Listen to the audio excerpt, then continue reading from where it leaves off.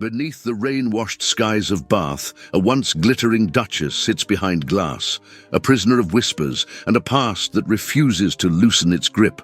Her world is measured in corridors and shadows, until a stray dog breaks the garden wall, and a stranger follows, one gaze, one trespass, a crack in the silence. But can hope survive the weight of duty, the bite of scandal, and a secret that trembles at the edge of revelation? Tonight, a single choice will shape a destiny: vanish with grace or live out loud. Before we begin, tell us where you're listening from in the comments.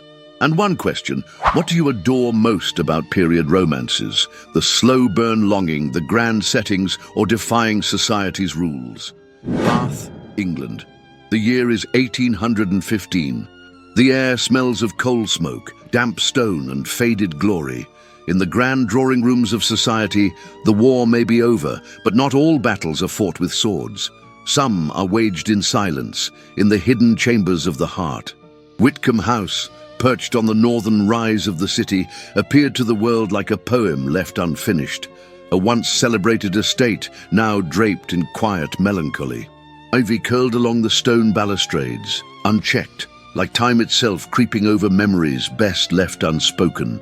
The windows were tall, many shuttered save one, the window that belonged to Lady Eleanor Ashworth. The Duchess sat there, as she had each morning since the first bloom of snowdrops 3 years before. Her figure, always upright, always composed, was framed by ivory drapes like a portrait come to life. She was but 24, though sorrow had carved a stillness into her posture, a precision into her silence that defied her years. Her gown was of dove-grey muslin, the bodice modestly adorned with a narrow band of embroidery. A shawl, the colour of crushed lavender, lay across her knees, though the room was warm. Beneath it, her legs remained perfectly still. The accident had left its mark not only upon her body, but upon the very air of Whitcomb. What once echoed with laughter and strings now yielded only to the measured tick of the mantel clock, the rustle of paper, the discreet cough of a servant. Life had reduced itself to routine: breakfast taken in solitude, correspondence answered with a gloved hand, a daily turn about the south garden, weather permitting, and evening spent by the fire in a silence thick as velvet. Lady Eleanor was not unloved. Lady Beatrice Liddon, her aunt, remained ever present, hovering with firm affection and sharp observations. "The world," she often declared, "will forget a widow, but never a duchess. You must choose which you wish to be."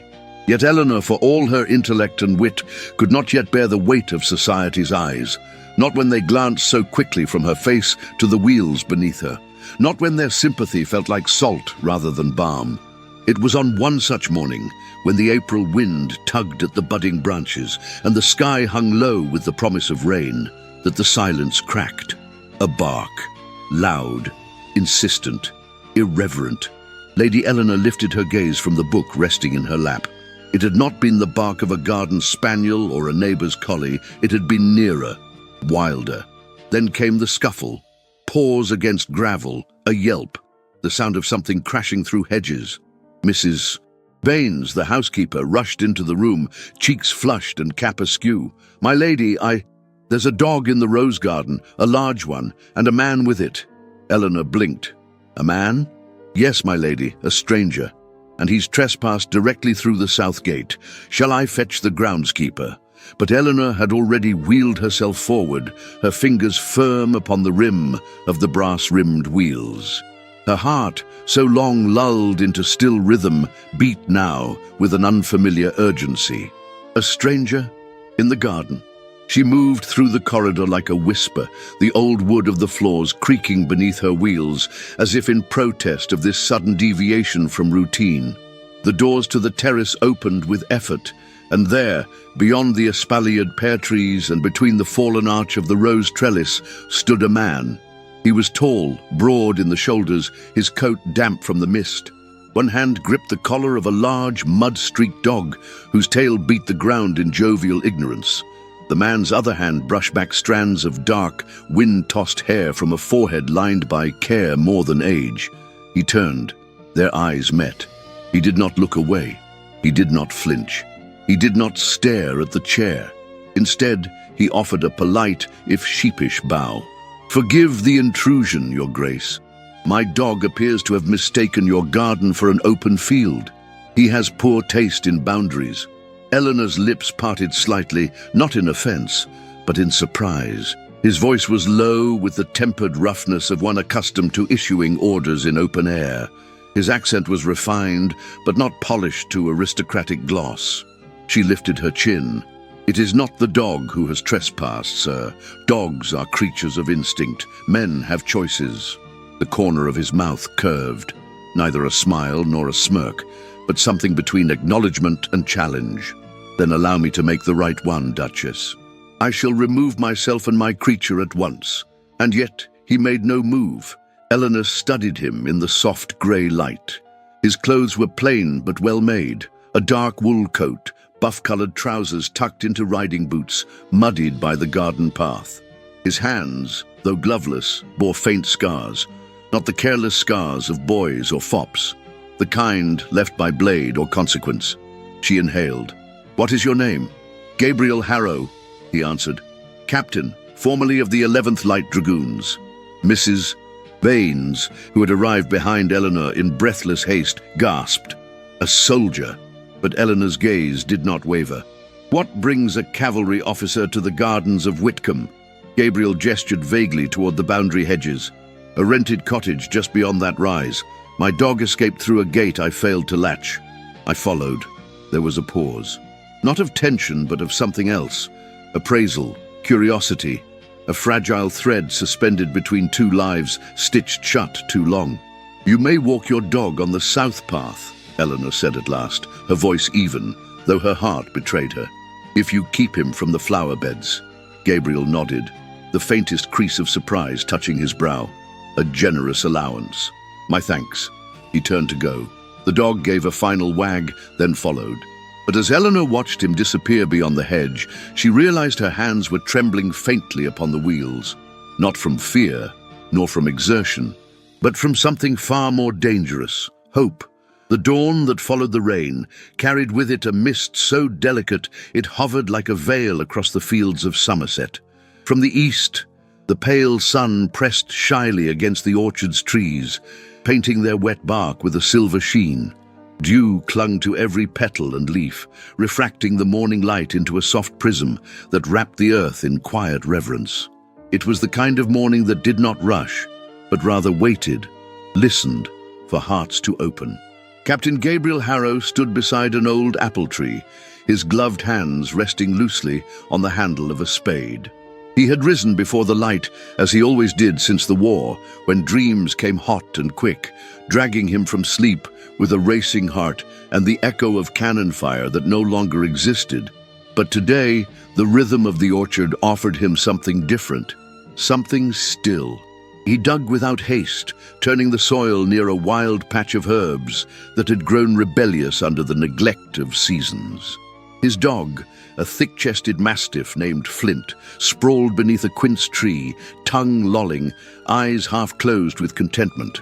The wind rustled the trees gently, and in the distance, the silhouette of Whitcomb House stood regal and unmoved upon its hill. He paused. That window, the tall one on the upper floor. Yes, that was where he had seen her. The Duchess. Yesterday, her voice had been calm, almost measured, but her eyes had pierced through the wet morning like a blade of light. She had not looked away, and when she had spoken, it had not been in the sing-song tone of noble women shielding discomfort with pleasantries. It had been sharp, honest. Gabriel brushed the dirt from his gloves and turned back toward the low fence that separated his modest cottage plot from the wilder woods that surrounded Whitcomb's grounds. He did not expect to see her again, and yet he did. It was nearer to noon when he crossed the trellis that marked the estate's edge. The path was still damp from the night's rain, but it had been cleared recently, and he followed its winding course with careful steps. In one hand, he carried a small basket, apples, still blushed with spring's chill, collected from his own orchard. A peace offering, or perhaps a gesture with no name at all. He did not expect her to be there, but she was. Lady Eleanor Ashworth sat beneath the shade of a yew tree, her chair angled toward a cluster of white camellias in full bloom. Her gown today was a soft blue, trimmed in white at the collar and sleeves, and her golden brown hair had been gathered into a modest chignon, with two tendrils artfully escaping to frame her cheeks. She looked like something carved from morning light and resilience. She turned her head slightly at the sound of footsteps. Her expression did not shift to alarm nor welcome. It simply observed. "You've returned," she said, not a question, but a statement laced with suspicion and amusement in equal measure. "I have," Gabriel replied, lifting the basket, "bearing tribute lest your camellias revolt." She glanced at the apples, then at him. "Is that how soldiers speak to duchesses, with fruit and irony?" "Only when the Duchess allows it." A soft, almost imperceptible twitch touched the corners of her mouth. "You presume I am so permissive?" "I suppose," he said, stepping forward slowly. "I presume you wouldn't be here if you weren't." Eleanor lowered her gaze, but only for a moment. Her hands were gloved, folded neatly in her lap, fingers twined in stillness. "My housekeeper will tell you I never sit in this garden." "Then she'll have much to discuss over tea." She arched an eyebrow. "And what will you tell your dog should he demand a report?" Gabriel exhaled through his nose, the smallest ghost of a laugh. "That I met a duchess who asked questions as though they were weapons." The silence that followed was not uncomfortable. Rather, it was filled with the ache of possibility. Birds chirped distantly. A breeze lifted the hem of her shawl and set it dancing against the wheel of her chair. Gabriel noted it with care but made no move to adjust it. He had learned long ago that to reach for something not offered was to break trust before it formed. "I suppose you've noticed," she said quietly, "that I'm not like other women." He looked at her, not at the chair, not at her stillness, but at the exact meeting of her eyes. "I've noticed you're not like other duchesses." She tilted her head, intrigued. "And what are other duchesses like, Captain Harrow?" "Eager to remind you of what you'll never be." The words came before he could temper them. Too raw, too true. Eleanor's lips parted slightly, then closed. She looked down at her hands. "My father was not titled," Gabriel continued, voice gentler now. "He was a surgeon. I rose through merit, not lineage. I have been in many drawing rooms where silence greeted my presence more loudly than words ever could. And yet, you trespass gardens," she said, still not meeting his gaze, "and bring apples. Perhaps I believe fruit and irony are a more effective introduction." At last, she looked up again, and this time, she did not look away. "You are not what I expected, nor are you." A breeze passed again between them. Her hand lifted slowly and tucked a loose curl behind her ear. The motion was small, unthinking, but Gabriel's eyes followed it, as though it held more weight than any courtly gesture. "I'm told," she said after a moment, "that the orchard on this estate once bloomed so thickly in spring that the air turned white with petals. My husband wanted it removed. He thought it too unruly." Gabriel glanced around. The orchard bore signs of abandonment, trees overgrown, roots buckling the path, but still it breathed, still it offered. "I think it suits you," he said. She blinked, startled. Unruly? Alive. A silence bloomed again, lush, unspeakable. The kind that sits heavy between two people who do not yet know what they've begun. Gabriel stepped back, suddenly aware that he had lingered too long. "I should let you rest," he said. "These apples bruise easily." She nodded, but just before he turned, she spoke again, so softly he almost missed it. "Leave them on the bench, Captain." He did. Then, without bow or flourish, he left. That evening, in the quiet cottage tucked behind the trees, Gabriel sat at his desk. His journal lay open, and by the flicker of a single candle he wrote, "She did not speak like a duchess. She spoke like a woman who had once trusted the world and now waited for it to prove her wrong. She did not look through me, she looked at me. I did not feel lesser, I felt seen." He paused. The candle sputtered. Flint groaned softly in his sleep.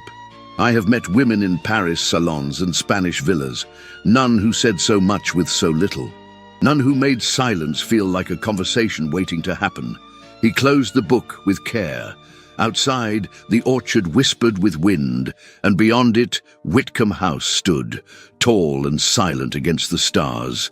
But one window remained lit. The rose gardens of Whitcomb House had once been legendary, an orchestration of fragrance and bloom that had drawn visitors from as far as London during the height of the summer season. But now they slumbered in disarray. The paths were half swallowed by moss and creeping ivy. The beds overflowed with tangled weeds, and thorned branches climbed over fallen trellises like desperate fingers grasping towards something forgotten. Lady Eleanor Ashworth gazed upon this quiet ruin from her chair beneath the eastern arch, where the remains of a carved stone bench stood blanketed in lichen. The morning mist still clung to the ground, rising in curls, like the breath of the earth itself. The air was damp, and the sky carried a threat of drizzle, but the silence, oh, the silence, held a different quality now. It was no longer merely stillness, it was anticipation. She had not come to this corner of the estate in over 2 years, and yet she was here, not because someone had insisted, not because of duty, but because a certain man, unexpected, unreadable, had appeared at the edge of her world with neither pity nor presumption in his gaze. A man who offered nothing but apples and conversation, and something even rarer, the sense that she might still matter outside the walls of her own pain. "Your Grace," came the voice from the lower path. Captain Gabriel Harrow appeared through the break in the hedge, his coat speckled with soil, sleeves rolled, hair damp from exertion or morning dew. He carried a simple wooden tool basket in one hand and a folded paper in the other. Flint trotted at his side, tail wagging once, before settling obediently by the stone steps. "I hope I haven't kept you waiting," he said, his voice as even as the sky, but warmer than it had any right to be. Eleanor arched a brow. "It is not yet noon, Captain. I suspect for a soldier that qualifies as sleeping in." He gave a slow smile, not wide, but true. "We used to call this the hour of ration bread and bruised apples. I thought we might improve upon that today." He held out the paper. She accepted it with gloved fingers. Unfolded, it revealed a sketch, neat lines drawn with precise hand. A garden ramp, simple in structure but considerate in design, winding along the outer hedge and curving with the landscape.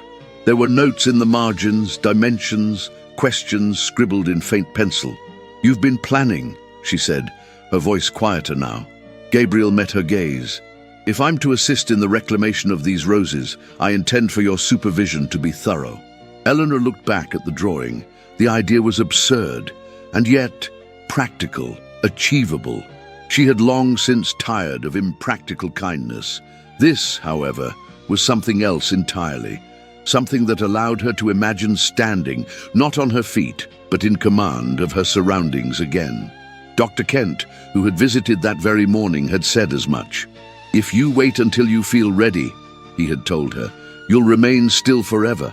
Let readiness catch up with you, Eleanor." Now, as Gabriel knelt by the overgrown bed and began cutting away dead stems, she watched with a curiosity she dared not voice. He worked without theatrics, sleeves damp at the elbows, earth clinging to his boots. There was a steadiness to him, a quiet diligence that did not need attention to justify itself. "You've done this before," she observed. He did not look up. "My mother was a gardener. Before she took ill, she used to keep an herb plot behind our house. It was the one place no one dared disturb. And your father was a surgeon, thought flowers were a distraction." Gabriel chuckled, soft and fleeting. "Until he began using their oils to soothe his nerves." Eleanor's gaze lingered on the spade in his hand.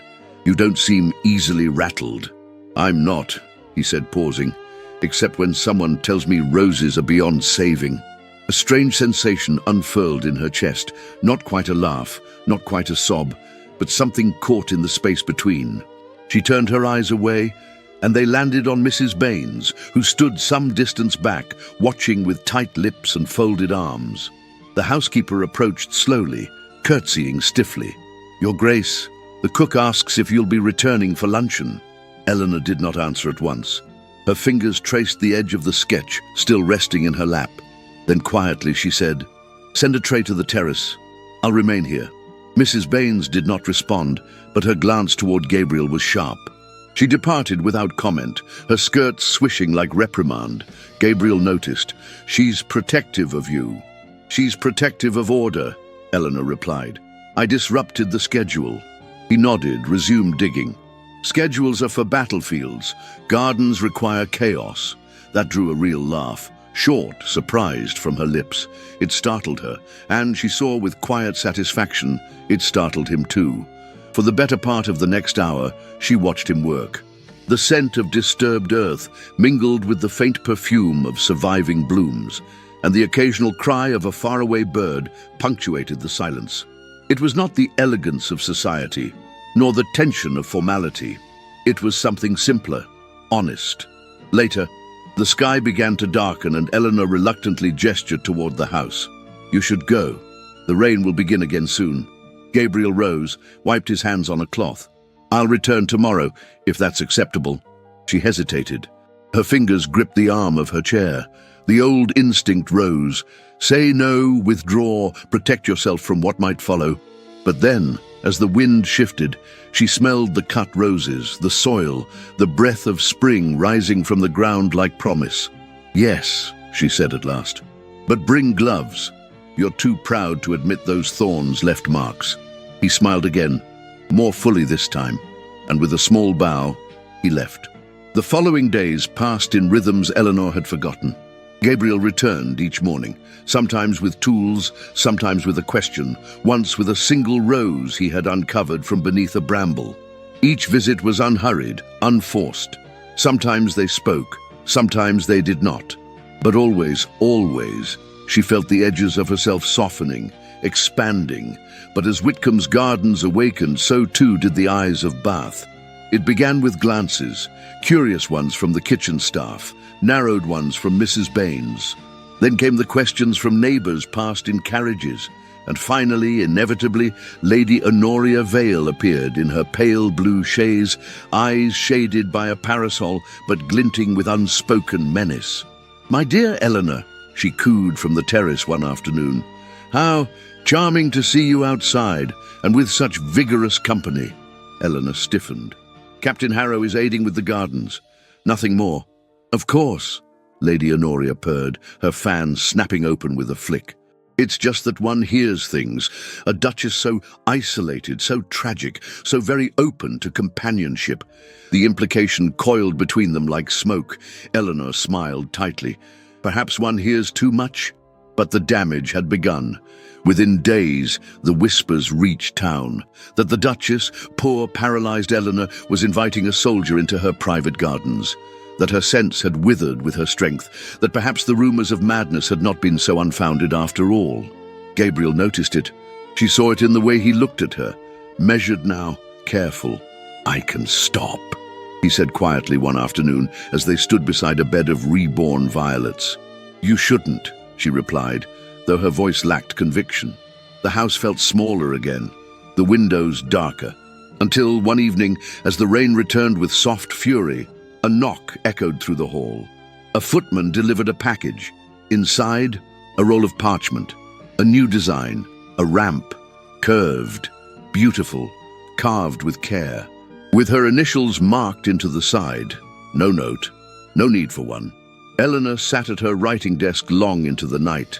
The sketch spread before her like a map to a land she no longer feared, and just before she blew out the candle, she whispered to the empty room, "Thank you for not believing I was fragile." Evening fell upon Bath with its usual elegance, the lamps flickering to life one by one, like pearls strung along the neck of the city. The cobblestone streets gleamed under a soft drizzle, and the scent of damp lilacs curled through the air. Carriages clattered past storefronts and garden gates, bound for parlours filled with music, laughter, and the curated delight of aristocratic pretense. Inside Whitcomb House, the glow of candlelight touched everything with hesitant warmth, though the corridors still carried the hush of solemnity. In Eleanor's chamber, Lady Beatrice Liddon stood before the fireplace, arms crossed over her ample bosom, the embroidered folds of her emerald pelisse rustling as she turned to face her niece. "You are not a ghost," Beatrice said firmly, "nor a portrait collecting dust. It is time they saw that you are still a woman and still a duchess." Eleanor sat near the window, her shawl folded over her lap, her hands as still as porcelain. The brush of the firelight across her cheek revealed not fear, but the familiar ache of hesitation.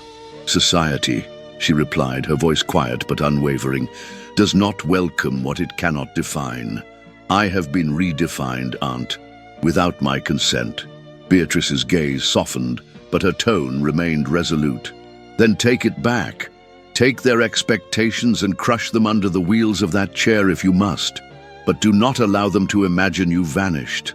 Appear at Lady Honoria Vale's musicale. Let them see you on your own terms." Eleanor looked away, toward the darkened gardens below. It had rained earlier, and the roses bent with the weight of water and bloom. She thought of the ramp, now fully installed, designed by the hand of a man who never once called her weak. "I'll go," she said at last, the words steady as marble, "but I'll not dance." Lady Beatrice smiled behind the brim of her turban. "Let them wonder what you might do. It's far more powerful than showing them what you won't." The gown chosen for the occasion was a deep shade of indigo, its high waistline adorned with understated embroidery and silver thread.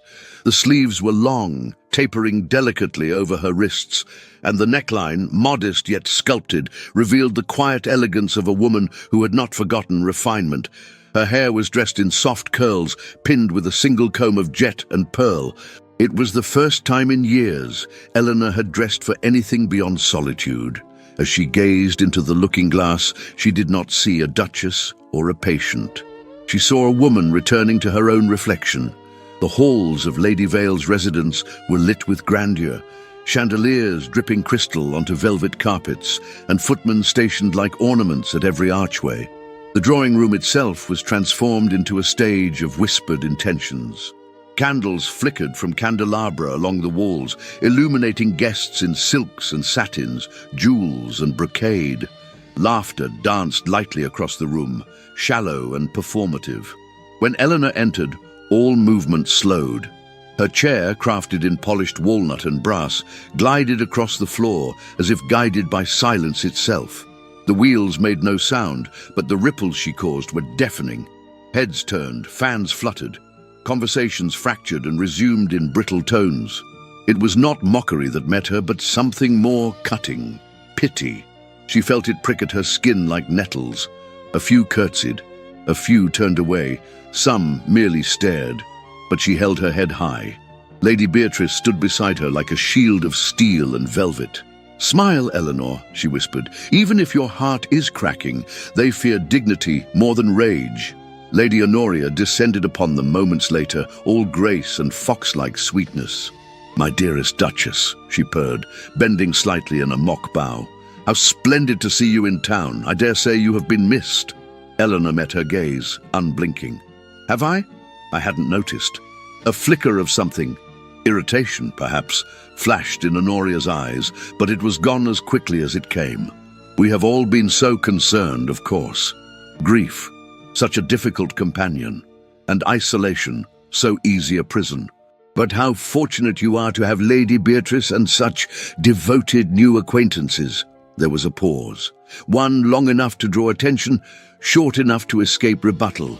"I hear," Honoria continued, "that your garden has made a miraculous recovery. Some say the gardener is rather handsome." Eleanor did not take the bait. "It is the soil, not the hands, that grows the roses." Honoria tilted her head, her smile brittle. "Indeed." As she swept away, the string quartet began a soft minuet. Eleanor's breathing was shallow, the weight of too many eyes pressed upon her shoulders, invisible but unbearable. Her fingers curled tightly around the carved arms of her chair, and then a voice. "Your Grace." It was low, familiar, and warm. Eleanor turned and found him there. Gabriel. Not in mud-stained coat or rolled sleeves, but in a dark evening tailcoat that clung to his frame with quiet authority. His cravat was tied with modest care, and his gloves, dark leather, worn but clean, were tucked into the crook of his arm. His hair had been brushed back, yet still held a defiant curl near his temple. He looked both completely out of place and entirely unbothered by it. "You came," she said, startled. "I was invited," he replied, his eyes never leaving hers. "Though I suspect it was more to observe than participate." Her lips parted, but no answer came. He bowed his head slightly. "May I ask you something unorthodox?" her heart stammered. "What would that be?" "A dance." She looked at him, then down at the wheels beneath her. A flush rose to her cheeks, not of embarrassment, but of resistance to the surge of longing that caught her unprepared. "I know," he said gently, "but may I join you, seated, here, in this room, in this moment, without expectation or performance, only intention?" The music swelled. Guests looked on, not pretending otherwise. She nodded. And so, in the very heart of the room where she had once feared only shame, Gabriel knelt beside her, one knee to the floor, one hand outstretched, not in pity, not in theater, but in equal offering. She placed her hand in his. Their fingers touched. His palm was warm, hers gloved but trembling, and they moved, not in sweeping steps, but in a slow, graceful turn. He turned her chair gently as they pivoted together in the center of the room, his body rising, her wheels gliding. Their eyes never left one another. Gasps, whispers, silence. The room held its breath, Eleanor's heart beat not with fear, but with a fragile defiance. The music pressed forward. So did they. At the back of the room, Lady Honoria Vale narrowed her eyes, not out of scorn, but calculation. And in that moment, Eleanor understood something she had not before. She was no longer the one being watched. She was the one who had changed what was possible to see. When the music ended, Gabriel bowed his head once more. "Thank you for the honor, Your Grace." Eleanor, breathless and awake, allowed herself the smallest smile. "The honor was mine, Captain." And as she turned her chair toward the windows, the hush remained behind her like a tide, refusing to rise. For the first time in years, she felt taller than everyone else in the room. The rain returned with a bitterness not seen since winter, falling in slanted sheets that blurred the lamplight and turned the cobblestones of Bath to rivers of reflection. In the heart of the city, beneath the gleam of polite chandeliers and painted smiles, a storm far more insidious was gaining momentum, one made not of clouds, but of ink. Whispers that had once fluttered in corners now walked boldly through the front doors of drawing rooms. Lady Eleanor Ashworth, Duchess of Whitcomb, had become a subject again, but not of admiration, of ridicule. It began with a single leaflet, carelessly dropped near the assembly rooms. Printed without signature, it bore the ornate title, "A Treatise on the Frailty of the Female Mind," a gentleman's concern for the growing eccentricities of certain noble widows, and a soldier's alarming influence on their discretion. At first, it was passed hand to hand with curious amusement, but by the week's end, it multiplied. Dozens, then hundreds. The wording grew sharper. The Duchess in her chair turned puppet of a common cavalryman, her wits undone by tragedy, her name undone by temptation. Mrs. Baines found one of the pamphlets folded neatly atop the silver tray in the vestibule. Beatrice found another tucked into the edge of the parlor mirror. Eleanor, when she unfolded her third, did so with hands that did not shake, but with a breath she had to fight to keep steady. She read every word. Then she folded it once, twice, and set it aflame in the grate. The silence in the drawing room that evening was heavier than the cold smoke curling into the chimney. Beatrice sat across from her, a ledger open in her lap, her spectacles perched on the bridge of her nose, as if logic could somehow restrain fury. "They're cowards," she muttered, hiding behind type and lace. "They are society," Eleanor replied, her voice quiet but edged in steel. "And society does not need proof, only suggestion." Dr. Silas Kent arrived that same evening, brushing the water from his hat and frowning in a way that had nothing to do with weather.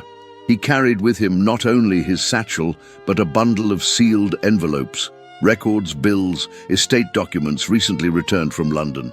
"The pamphlets are troubling, yes," he began, "but not unexpected. What troubles me more is here." He laid out the letters, page by page. Beatrice leaned forward, scanning swiftly, her expression tightening with every figure.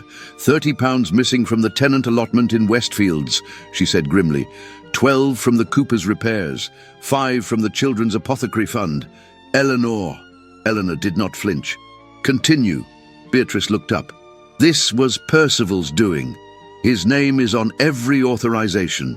You trusted him to maintain the ledgers while you grieved. These signatures, he knew you wouldn't verify them. That you were too broken, Eleanor finished, too blind to see the theft behind the condolence. Dr. Kent removed his spectacles. It's not yet enough to take to the magistrate, but it's a beginning. Outside, thunder murmured like a beast turning in sleep. Gabriel arrived after midnight. The house was quiet, but he was expected. Mrs. Baines lit a lamp without protest and gestured silently toward the study. Gabriel entered without knocking. Eleanor sat behind the desk, the fire casting a low glow behind her. In this light, her features seemed carved from stone, her eyes luminous and cold. "They've named you," she said without greeting. "I've seen it." She nodded once. "They say you seek a title." He met her gaze, unmoving. "I seek you." The fire cracked. The air between them shifted, taut with something unsaid. "You told me once," she murmured, "that war teaches a man to fight. But you did not tell me what peace demands." He stepped forward. "Peace demands resilience, not silence. But I am not made of armor, Gabriel. I am made of bruises stitched with memory. I have rebuilt myself from pieces, carefully, stubbornly, and now they strip me again, page by page." She stood then, pushed up from the chair with slow, deliberate grace, using her cane to steady herself. She walked 3 steps. No more, but it was enough. I cannot, will not become a symbol for anyone, not for pity, not for scandal, and not even for love. He watched her with reverence, not resistance. "You are not a symbol, Eleanor. You are a woman, a flame that refuses to be extinguished. They write lies because they are afraid of what your truth reveals about them. And what is my truth, Captain? That you lived, that you chose not to fade, that you defy every expectation they cradle like gospel." The silence that followed was full of breathless defiance and something deeper. Eleanor's eyes softened. "They will not let me rest." "Then do not rest," he replied. "Rise." Later that night, Gabriel walked alone through the mist. The city was still, save for the echo of his boots on wet stone and the low rumble of wheels far in the distance. He did not return to the cottage.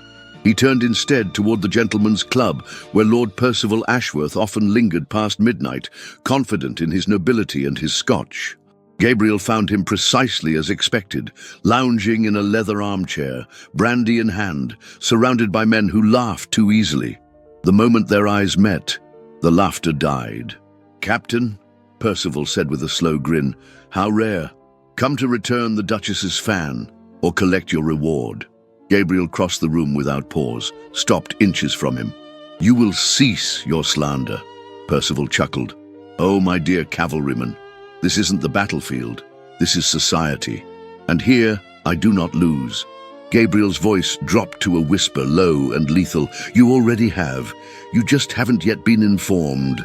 He turned and left, not waiting for an answer. Behind him, silence fell again, uneasy and absolute. At Whitcomb House, Eleanor stood by the window, a candle flickering beside her. She had not gone to bed. She could not. The weight of perception pressed against the glass like rain. Beatrice joined her quietly. "You know, when you were a girl," she said, "you used to run barefoot through those rose paths. You laughed like wind, Eleanor, like something that couldn't be caught." Eleanor did not answer, but her eyes glistened. Beatrice laid a hand on her shoulder. "You are still that girl. Even if you no longer run, you have never stopped defying gravity." In the days that followed, new pamphlets appeared, more vicious, more specific. The accusations painted Eleanor not as mad, but dangerous. Gabriel as manipulative, their connection as illicit. Yet through it all, she did not flinch. She wrote letters. She visited tenants in her carriage. She allowed herself to be seen, not as the woman they described, but as the woman she chose to be. And when Dr. Kent returned with more ledgers, more proof of Percival's manipulation, she did not wait for others to act. She picked up the quill and began to write a letter of her own, to the magistrate, to the truth, to the end of silence. In the shadows of that ink, something shifted. A war was beginning, and this time she would not be the casualty. She would be the victor. The sky had only just begun to soften from black to violet when Eleanor's carriage rolled away from the gates of Whitcomb House, its wheels slicing gently through the mist that clung to the countryside like a dream reluctant to end. Wrapped in her velvet pelisse and a shawl of pale grey wool, Eleanor sat across from Gabriel inside the custom-built carriage, its interior tailored to her frame, its space wide enough for grace and dignity. The carriage had been designed not merely for utility but for presence.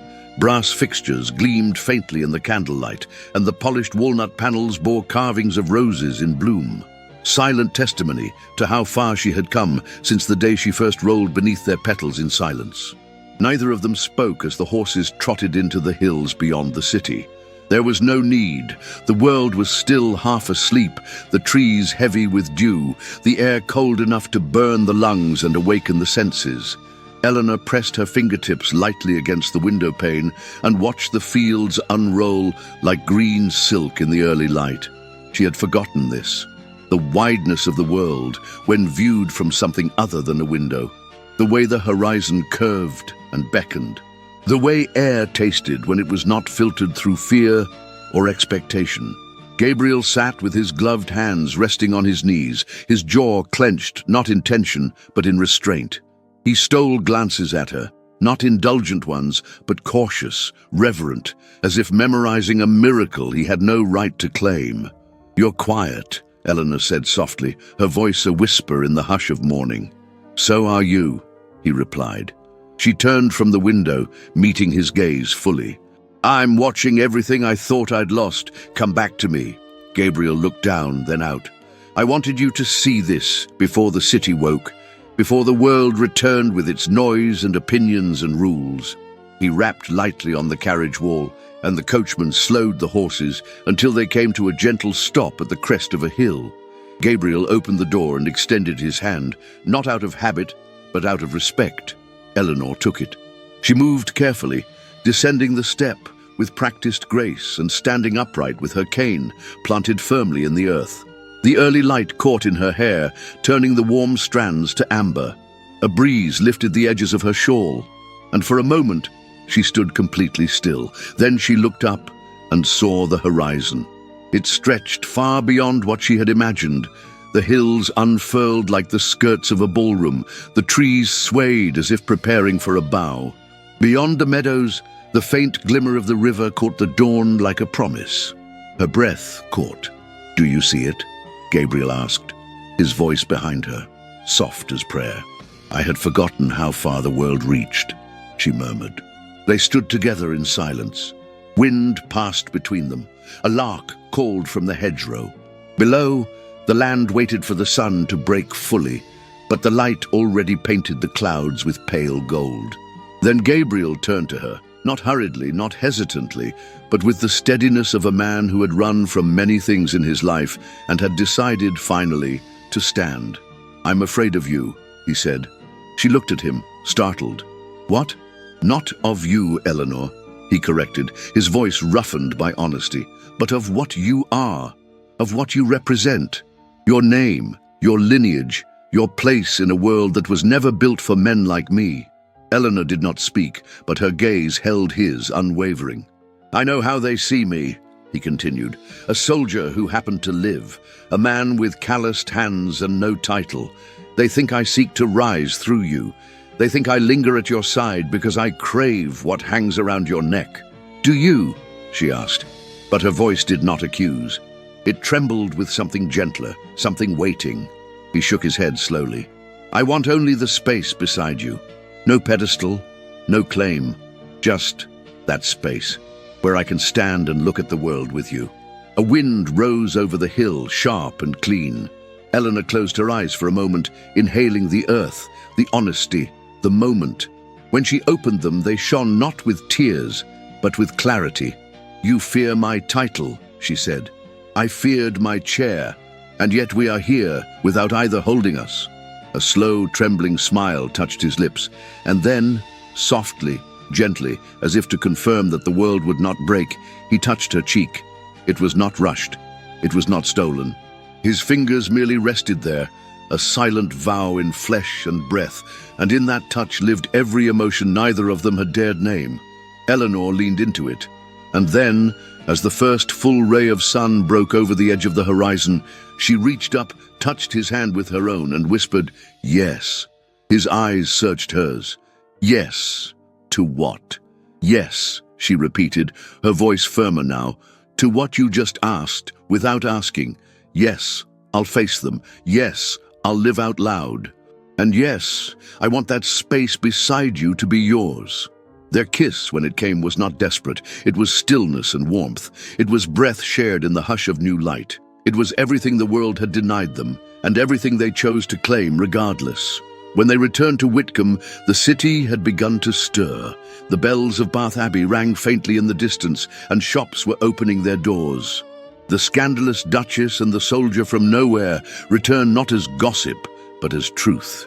By noon, Eleanor sat at her writing desk in the garden salon, the window thrown wide to the breeze, her pen moving across heavy parchment. A tea, a gathering, a public invitation sent not through intermediaries or secret messengers, but with Eleanor's seal, her name and her signature. An afternoon of music and conversation, a select list of guests, an open door. Mrs. Baines received the news with narrowed eyes but offered no argument. Beatrice nodded slowly, then offered a rare, genuine smile. Dr. Kent, upon hearing the news, muttered something about finally proving half the city wrong. And in a parlour across the city, Lady Honoria Vale received a folded note with no ornamentation. It bore no plea, only 3 sentences. She intends to host. Do not support her. Your silence will be rewarded. The note was unsigned, but the handwriting was unmistakable. Percival. Lady Honoria read it slowly. Once, twice. Then, with a movement as elegant as it was final, she folded the note in half and dropped it into the flames. The paper curled and blackened in the grate, the ink turning to ash. She watched it burn, her eyes sharp with thought, and said to no one in particular, "This city forgets that I do not favor cowards." At Whitcomb House, as the sun dipped once more into the folds of twilight, Eleanor stood at the window once again. But this time, she did not watch the horizon for answers. She smiled at it, and it smiled back. The waters of Bath, warm and laced with minerals from the ancient spring, glistened beneath the delicate morning light. Steam rose from their surface like a veil of forgetfulness, cloaking the scent of lavender oils and idle conversation. Eleanor sat near the marble edge, her gloved hands resting delicately on her lap as Dr. Kent discussed the benefits of circulation and warmth. Gabriel, seated across from her in a discreet waiting alcove, watched her from the corner of his eye, never intruding, always near. It had been a serene morning, serene in the way moments are just before the storm breaks. "I dare say," Dr. Kent murmured, adjusting his spectacles as he jotted down notes, "that your posture has improved since your last treatment, and your pallor brighter." Eleanor offered a faint smile. "Apparently scandal nourishes the complexion." Gabriel looked up then, eyes searching hers, but she diverted her gaze toward the window. Outside, Bath stirred with elegance and pretense, unaware that in just hours her world would crack once again. They returned to Whitcomb House near noon. The moment the carriage turned onto the long gravel path, something was wrong. The estate was too quiet. The windows of the north wing stood open despite the cool day. Servants milled about the side gardens with stiff backs and averted gazes. Smoke lingered faintly in the air, not from the hearths, but from something that had been extinguished too late. The moment her wheels touched the entrance hall floor, Eleanor knew. Beatrice met them before the footman could speak. Her face was pale beneath her turban, and though she stood tall, there was a sharpness in her eyes that Gabriel had only seen once before, in the eyes of a commander watching his regiment fall. "There's been an incident," she said, her voice clipped and cold. "Percival petitioned the magistrate while you were away, claimed concerns over your ability to manage the estate's affairs. He sent an inspector this morning." Eleanor's breath caught. Gabriel stepped forward, voice low and tight. "Without notice? Without approval?" "Precisely." Beatrice turned to Eleanor. "They arrived at dawn, questioned the staff, demanded access to every ledger, every drawer, every sealed cabinet." Eleanor's hands gripped the arms of her chair. "And the documents?" "Gone," Beatrice said, eyes dark. "The financial statements, the letters to the steward in London, even your father's original land deeds. Vanished." A weight settled over the room, thick and leaden. "And the fire?" Gabriel asked. Beatrice exhaled slowly. "An hour after they left, north wing, storage room. A maid, young Anna, was fetching linens and smelled smoke. She managed to escape, though her arm was badly burned. The fire was contained, but what survived..." She held out a singed folder, half blackened, its contents ash around the edges. "Just enough to ruin you, not enough to prove him." The silence that followed was unbearable. Eleanor felt it claw at her, shame, fury, helplessness all coiling together in her throat. The weight of the estate, of the Ashworth name, of every expectation she had dared defy now pressing upon her like a tide meant to drown. "I need to see the wing," she whispered. "No," Beatrice said firmly. "Not yet. The smoke lingers. And besides, I need to see it," Eleanor repeated, louder this time, the tremble in her voice not of weakness but defiance. Gabriel stepped forward. "I'll take her." Beatrice hesitated, then nodded. The corridor that led to the north wing still smelled of soot and damp stone. The light was grey, filtered through smoke-stained windows. The servants had cleaned what they could, but black marks scarred the floor. The door to the storage room hung off its hinges. Gabriel opened it carefully. Inside, the air was heavy with ruin. The shelves were collapsed, the ceiling charred. What little remained had been dampened by buckets of water and now lay in heaps of curling paper and melted wax seals. A single cracked candlestick sat upright on a blackened crate, untouched by the flame as if mocking their efforts. Eleanor rolled forward slowly, her breath tight in her chest. Here it was. The proof of theft, now turned to smoke. Her defense, obliterated. The work she had done in silence, the trust she had gathered sheet by careful sheet, all reduced to embers. She could hear the whispers already, that she was incapable, that the estate was mismanaged, that Percival had been right all along. She turned her chair, faced Gabriel, and for the first time in many months, her voice broke. "I should have listened," she said. "I should never have let him near the accounts. I gave him permission. I gave him reason." Gabriel stepped closer. "You gave him trust. He used it as a weapon. That is not your fault. But it is my burden." Her eyes shimmered with restrained anguish. "I am a duchess in title. But what am I in practice? A figurehead in a chair, a scandal wrapped in silk, a woman grasping at a legacy she cannot protect." Gabriel dropped to one knee before her, not in reverence, not in pity, but in proximity. He placed his hands gently on the arms of her chair, grounding her, anchoring her. "You are more than what he thinks, more than what they whisper. But I cannot fight this war for you, Eleanor. I can only stand beside you in it." She looked at him, heart thudding, pain and gratitude colliding behind her ribs. "I don't want you beside me when I fall," she whispered. "Then let me help you rise." But she turned her face away. Because in that moment, the strength it would take to accept comfort felt greater than the strength required to endure alone. That night, the estate was locked in silence.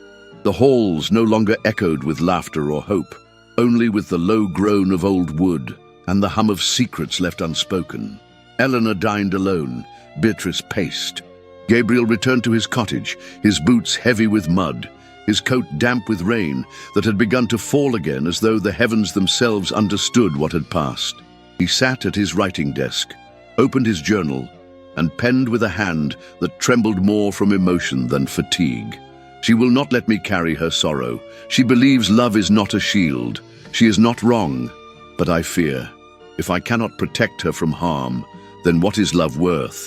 Not the kind that watches her burn, not the kind that stands in ashes. I am afraid, not of her weakness, but of mine, because I want to break rules for her, break vows, break everything. He closed the book. The candle beside him sputtered, and in the dark, the only sound was the wind pressing against the window pane, begging to be let in. The morning of the hearing dawned with a pale and unforgiving sky. A chill clung to the city of Bath, not the kind born of weather, but the cold that preceded reckoning. In every salon and tea room, the whispers had thickened into certainty. The Duchess would stand no role before the magistrate and face public judgment. It would be a spectacle, a scandal, a reckoning. Inside Whitcomb House, the air was hushed. No laughter, no music, no idle chit-chat passed between the staff. The halls, polished and still, seemed to hold their breath. In her private chamber, Lady Eleanor Ashworth sat before the mirror, her maid having just fastened the final hook of her gown. The dress was deep navy silk, the color of loyalty and midnight, with a bodice shaped to perfection and sleeves that framed her arms like armor. No jewels adorned her throat, only a single pearl pin above her heart. Her hair, gathered into a braided crown, glinted with quiet defiance beneath the pale morning light. "You look," Lady Beatrice whispered from the doorway, "like a verdict they are not prepared to receive." Eleanor turned, her hands resting gently on the carved arms of her chair. "I look," she replied, "like a woman who no longer apologizes for breathing." Beatrice nodded, her chin high. "Then go. Show them what dignity looks like when it is no longer for sale." The carriage that bore them to the magistrate's hall was silent inside. Gabriel sat opposite her, his face drawn, his hands clasped in his lap. He had not touched her since the night of the fire, not out of distance, but out of reverence. She had withdrawn, and he had allowed it. But now, in the taut quiet of that carriage, he looked at her as if seeing her anew. She did not meet his gaze. Not yet. The magistrate's chamber was full before the clock struck 10. Nobles, merchants, gentry, all packed shoulder to shoulder like spectators at a theatre. The room buzzed with anticipation. In the gallery above, Lady Honoria Vale sat resplendent in black lace, her gloved fingers tapping a slow rhythm on her fan, her eyes unreadable. And at the far end of the room stood Lord Percival Ashworth, dressed in a suit of charcoal superfine with a cravat so stiff it looked like a noose. His expression was a mask of serene condescension, but beneath it, those who looked closely could see the gleam of calculation turning fast. The chamber fell silent as Eleanor entered. She did not walk. She wheeled, and yet no one dared speak. The soft sound of her wheels on polished stone echoed like cannon fire in a ballroom. Every eye followed her as she glided to the center of the room, escorted only by the rhythm of her resolve. She stopped before the bench, lifted her chin, and faced the magistrate. "I am Lady Eleanor Ashworth," she began, her voice clear, unwavering. "Duchess of Whitcomb by title, Steward of Whitcomb by choice. I have been accused, quietly and now publicly, of incompetence, of instability, of mismanagement." A murmur rose from the crowd. She did not pause. "Let us speak plainly. I have been accused of being less, because I do not walk as they do, because I do not speak as they expect, because I dare to exist beyond their narrative." Her voice grew stronger. "I have here," she said, lifting a leather-bound folder from her lap, "the remaining records saved from the fire that tore through my estate's north wing. Documents not burned because I carried them myself when the flames began to rise.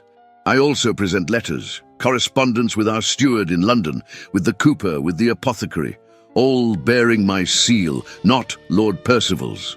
Gasps. Papers passed between the magistrates. Beatrice stood nearby, a pillar of poise, her gaze cold as marble.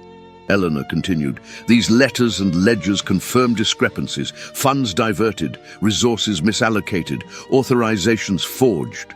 She turned her gaze to Percival, whose jaw had tensed, but whose hands remained clasped behind his back. "You petitioned this court under the guise of concern. You painted yourself as protector, but it is not protection to rob a woman of her autonomy. It is not stewardship to strip her of her legacy. It is not concern to silence her while your hands dig through the coffers she fought to preserve." The magistrate raised a hand. "Lord Percival, how do you respond?" Percival stepped forward smoothly, a faint smile playing on his lips. "With respect, Your Honor, the Duchess has endured significant emotional trauma. Her ability to recall accurately is understandably impaired. Her standing in society has been marked by instability and scandal. Her guest," he glanced briefly at Gabriel, "has not gone unnoticed." A flicker of discomfort passed through the crowd. "And yet," Gabriel said, stepping forward, "it is I who have seen her rise every morning and rebuild what others left in ruins. It is I who have carried her reports across towns and sat beside her as she examined every account. She is not unstable. She is unrelenting. And if strength threatens you, Lord Percival, that says more of your character than hers." The room murmured again. The magistrate signaled for silence. "Are there additional witnesses?" Dr. Kent stepped forward, adjusting his spectacles. "I can confirm the Duchess has conducted every estate decision with clarity and rationality. The rumors of her instability are the product of gossip, not fact." And then, a hush, a new voice. "I saw him," came the quiet words. From the rear of the room, Anna, the young maid, stood, her arms still wrapped in bandages, her eyes wide but steady. "I saw Lord Percival's footman near the storage wing the night of the fire. He said he was fetching something left behind, but there was no reason for him to be there. And when the flames started, he was gone." The silence turned sharp. Lady Honoria, still seated in the gallery, slowly rose. All eyes turned to her. She descended the steps with unhurried grace, her heels clicking like punctuation. She stood before the crowd, facing the magistrate, her chin lifted in perfect composure. "I have known Lord Percival Ashworth since he was a boy," she said, her voice calm and smooth. "And I have long admired his ambition. But ambition without honor is a dagger without a sheath." She turned toward Eleanor. "There is dignity in honesty," she declared, "and Lady Eleanor Ashworth has shown it today in every breath, every word, every quiet refusal to bend. I withdraw my support of Lord Ashworth's petition, and I advise this court to see not the chair she enters with, but the fire she leaves in her wake." The chamber erupted, voices collided, chairs scraped. The magistrate banged the gavel thrice before restoring order. When quiet returned, the ruling was swift, the petition was denied. All authority was restored to Eleanor. Percival would be subject to formal inquiry. The tide had turned. Later, as the sun dipped low behind the buildings of Bath, casting the stone facades in golden light, Eleanor stepped out of the magistrate's hall and into the street. Crowds lined the edges, not jeering, not whispering, but watching. And when she rolled past, a few bowed. A few more applauded, but it was Gabriel's presence she felt most. Silent at her side, his expression unreadable. She looked at him, he looked at her. No words passed, none were needed. The stand had been taken, and she had not only stood, she had risen. The bells of Bath tolled softly that morning, their tones steady and unhurried, as if the city itself acknowledged the verdict with solemn grace. News had spread fast, carried not only by carriages and footmen, but by the silences of drawing rooms and the swift glances of those who claimed not to gossip. Lady Eleanor Ashworth had won. The court had ruled in her favour, stripping Lord Percival of any authority tied to the Whitcomb estate. Charges of falsification and theft were filed. There would be inquiries, of course, and proceedings to follow, but the true sentence had already fallen. Not upon paper, but in the court of public perception. Percival's name no longer carried weight. It clattered across society like a tarnished coin, no longer fit for use. The magistrate's seal had been stamped, but it was not the ink that mattered. It was the silence that followed, the silence of power reclaimed. Back at Whitcomb House, Eleanor moved through the great halls without hesitation. The staff, once hesitant, once guarded, now bowed with renewed respect. They no longer watched her as if she might shatter beneath scrutiny. They watched her as one watches a storm pass, with reverence and awe. In the library, the ledgers had been returned. In the drawing room, Beatrice sat composing letters in a careful hand, her turban pinned at an angle that spoke of vindication. And in the rose garden, now blooming fully beneath early summer skies, Gabriel walked with Flint at his side, pausing every now and then to brush a fallen petal from the path. But the house, for all its restored order, pulsed with something else. A tension not of scandal or fear, but of decision. Eleanor found him there in the orchard, where the white blossoms swayed like confetti, waiting for a celebration. Gabriel stood with one hand resting on the low stone wall, staring out across the valley, where a faint line of chimney smoke marked the edge of town. He did not turn when she approached, but he spoke before she could. "They offered me a position." Her breath caught. "Where?" "At the town infirmary," he said, voice low, hands steady. "To oversee patient care, veterans, widows, children too poor for doctors." She nodded once. "That sounds like meaningful work." "It is." A pause. "But it would mean leaving Whitcomb." "Not entirely, but enough." Silence settled between them, deep and aching. "I didn't come to persuade you," she said after a moment, her voice soft but sure. "I came because you needed to say it aloud." He turned then, slowly, his eyes finding hers. "Eleanor," he said, and the way her name left his lips was not habit but longing. "What am I to you?" She looked at him, really looked, and saw the man he was, not the soldier, not the scandal, not the shadow in her garden, but the man who knelt with her in a ballroom, the man who designed ramps instead of walls, the man who let her fall apart without trying to gather the pieces for her. "You are the only person I've never had to explain myself to," she said, "and the only one whose presence does not diminish mine." His jaw tightened. "Then why do you look at me as if I am something to weigh and measure?" "Because I must," she answered, her eyes shimmering. "Not for fear, but for truth." She turned her chair slightly, the wheels crunching over a patch of gravel. "Too many women marry to be saved," she said. "To be folded into a name, a home, a man's future. I cannot do that. Not now. Not ever." He said nothing. The wind stirred the leaves, and a petal floated down between them. "I will marry you," she said, her voice shaking only at the edges. "Not to be rescued, not to be defined, but because I believe in building something new, with no ghosts in the walls." Gabriel inhaled, sharp and quiet. "And if I say I still want to protect you?"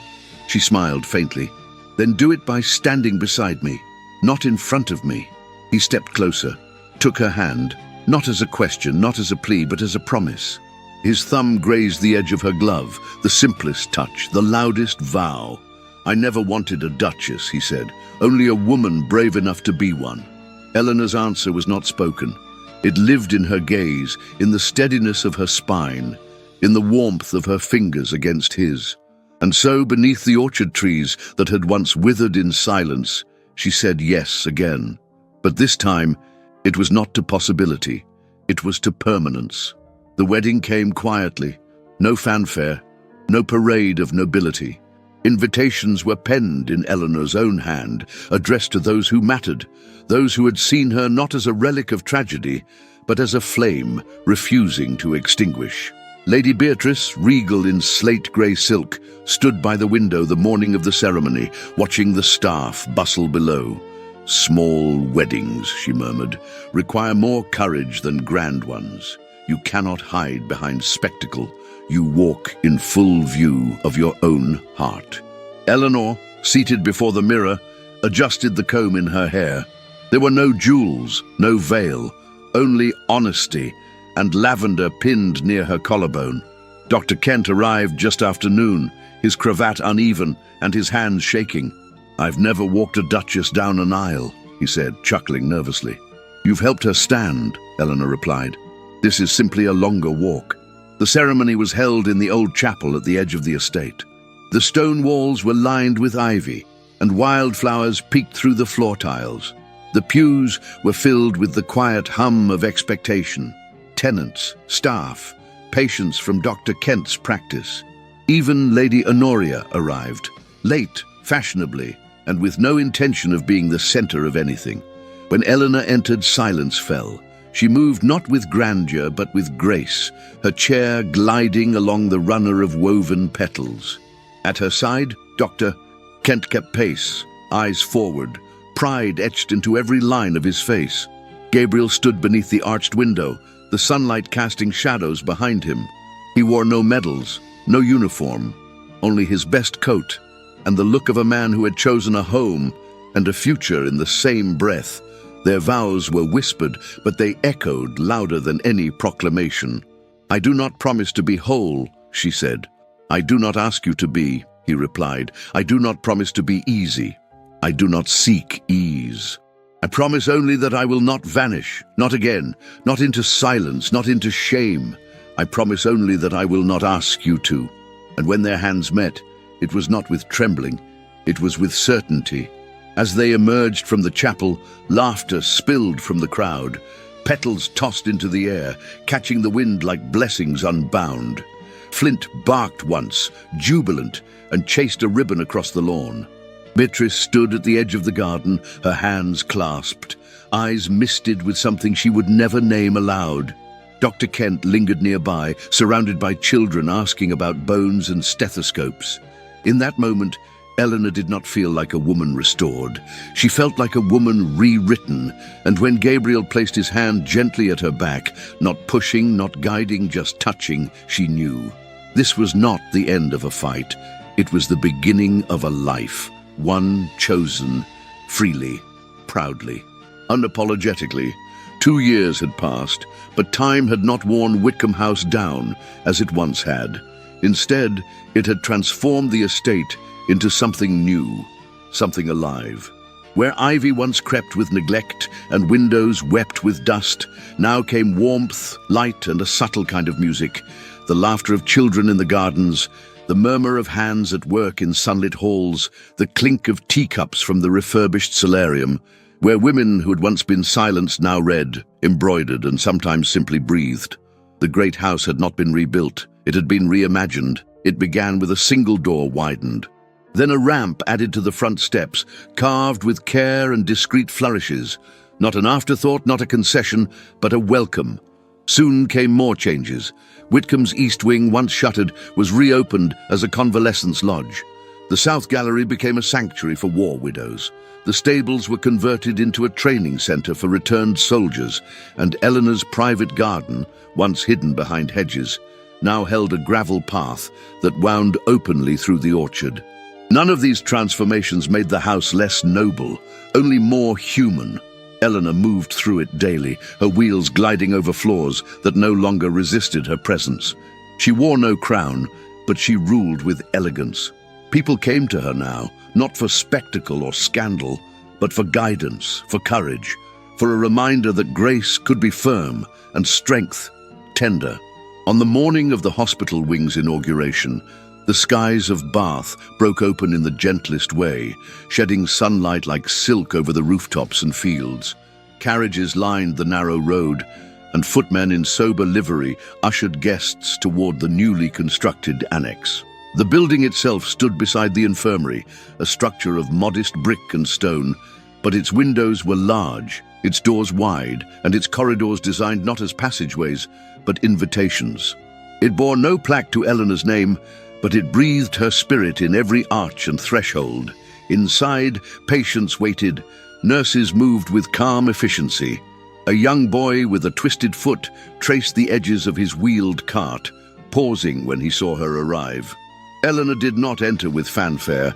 She simply wheeled forward, dressed in a pale lilac gown embroidered with white stitching, her hair pinned up with a single mother-of-pearl comb. Her gloves, cream-colored and worn, covered hands that had not only held quills and letters, but lives. Beside her stood Gabriel, now officially administrator of the Veterans Employment Board of Somerset. His coat was dark wool, his posture straight, but his hand, when it rested briefly on the curve of her chair, held no formality, only grounding. They entered the new hospital wing together. A small crowd had gathered, physicians, nurses, patrons. At the front, Dr. Silas Kent stepped aside as Eleanor took her place before a lectern made of polished elm. The room fell still. She looked over the faces, some familiar, some not, but all expectant, all waiting. And then she began. 2 years ago, she said, her voice carrying clearly despite the absence of grandeur, I stood in a courtroom and was asked whether I could be trusted to manage what had always been mine. Not my title, not my fortune, but my voice, my reason, my agency. She paused. Her gaze swept slowly across the audience. Since then, I have learned that what is most fragile in us is often not our bodies. It is the space between being seen and being believed. A hush rippled through the crowd, not of discomfort, but of understanding. This wing is not a monument to suffering. It is a testament to design, to intention, to the radical notion that every body, in any form, deserves to move through this world with dignity. She rested her hand lightly on the wheel of her chair. A door should never be locked merely because it opens differently. The silence that followed was not stunned, it was reverent. Then came the applause. No thunder, no eruption, just steady hands meeting steady hands, and in that sound lived every battle quietly won. Later that afternoon, Eleanor watched from beneath a magnolia tree as patients explored the new wing, laughter echoing softly from the garden path. Nearby, Dr. Kent stood reading from his latest paper on adaptive design to 2 young surgeons who scribbled notes as if transcribing gospel. In the orchard, young boys practiced navigation with mobility carts. Gabriel stood near them, guiding one gently around a crooked route, his voice calm, his eyes alert. He wore his title lightly, not sir, not director, simply Gabriel. Lady Beatrice, seated at the garden's edge beneath a wide parasol, watched all of it with the faint smile of a woman who had waited too long to be proven right. Around her, several young ladies, war widows, daughters of disowned women, listened as she explained correspondence etiquette with the same precision once reserved for political strategy. She had not softened, but she had bloomed. Eleanor wheeled herself across the orchard, letting the path guide her past the rose trellises, now thick with bloom. The scent of summer clung to the air, damask and mint, wild thyme, and something else, something that smelled like healing. Gabriel joined her as if by instinct. They said nothing for a while. They did not need to. He reached down, brushed a petal from her shoulder. She looked up at him, eyes crinkling with the smile she reserved only for him. The one that came not from amusement, but from knowing. I never thought, she said softly, that this house would breathe again. Gabriel looked out at the children weaving between the apple trees, the nurses laughing over a basket of fresh towels, the young man testing the threshold ramp in his new wheeled chair. It doesn't just breathe, he murmured. It sings. She turned to him. And you? He shrugged with a boyish grin. I hum along. She laughed then, not the polite sound of a lady in company, but the rich, full sound of a woman unguarded. He joined her, and their laughter mingled with the voices in the orchard. As they reached the edge of the estate, the great iron gates of Whitcomb stood wide open. 2 years ago they had groaned on their hinges, stubborn and rusted from disuse. Now they welcomed. Eleanor paused at the threshold, gazing out toward the road beyond, where a young woman in a bonnet pushed a wooden cart, and a war veteran leaned on a walking stick. They nodded as they passed, tipping their heads in greeting. Not deference, recognition. She looked at Gabriel.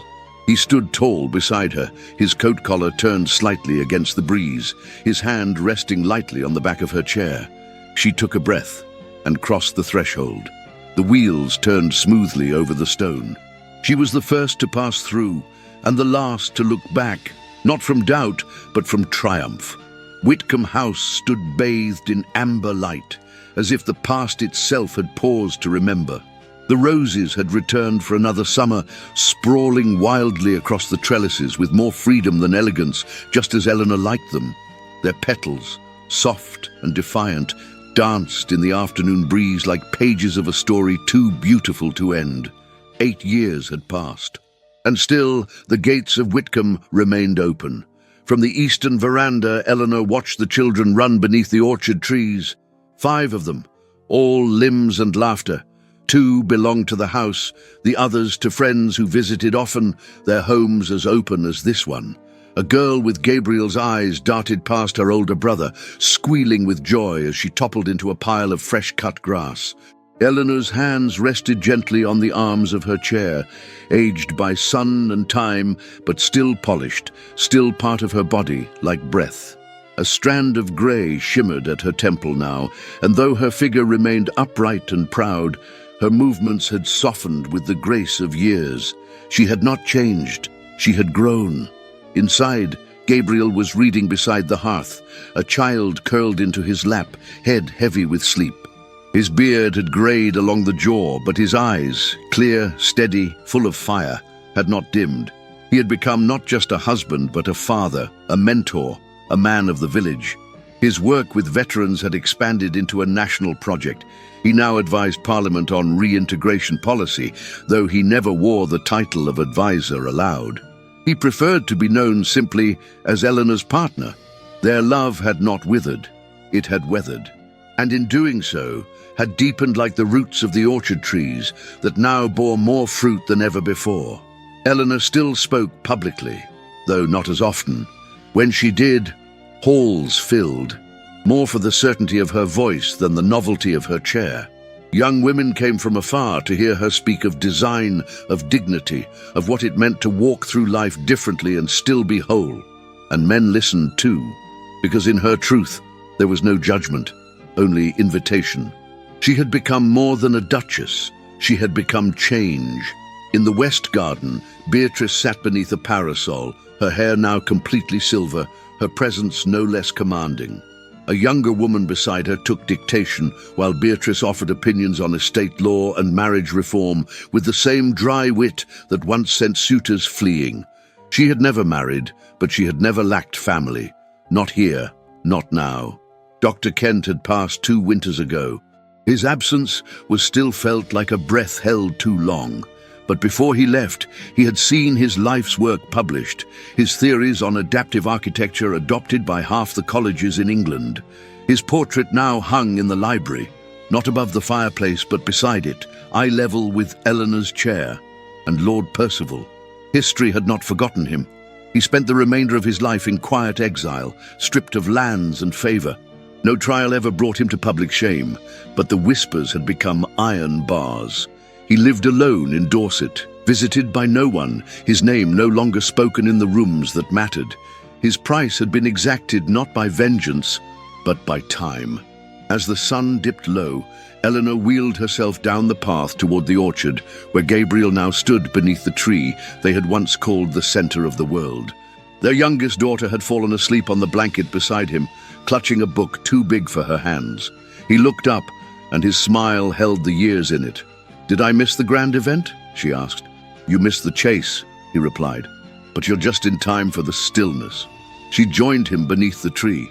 They sat for a long time, watching the last light settle over the land they had reclaimed, first from ruin, then from silence, and finally from history itself. "I never imagined this," she whispered. He looked at her. "You built this?" She turned her head, resting it gently against his shoulder. "No," she said. "We did." In the distance, the orchard echoed with footsteps, small, clumsy, joyful. And from the open gates of Whitcomb, the world continued to come and go. But here, beneath the sky of 8 full years, love remained. Not as legend, but as legacy. Every story leaves a trace. Some are soft as a whisper, others echo long after the final word. The Duchess in a wheelchair never went out. Until a stranger gave her hope is not just a tale of love. It is a story of reclaiming one's voice, of learning that strength wears many faces, and of discovering that the truest doors in life are the ones we open for ourselves and for others. Eleanor's journey reminds us that dignity is not granted by titles, health, or reputation. It is chosen, defended, and lived. And love, when it comes, should never diminish who we are. It should reflect who we've dared to become. If you felt moved by this story, if it touched something quiet and deep within you, Leave us a comment. We would love to know what part of Eleanor's journey stayed with you the most. And if you made it all the way to the end, write the word legacy in the comments. That way, we'll know you walked this path with us all the way, and that means more than you can imagine. If you'd like to support the team behind these heartfelt stories, you can send a super thanks in any amount that feels right to you. It helps us continue to write, narrate, and share these timeless romances with the care they deserve. But if you're not able to give that way, no worries. Sharing this story with someone you know, someone who loves historical fiction or just needs a little hope, is just as powerful. And don't forget, if you enjoyed this romance, we've added more beautiful tales in the cards above. Each one holds its own world, its own heartbeat. We hope you'll explore them. Thank you for being here, for listening, for feeling, because stories like this one only live when someone like you chooses to feel them.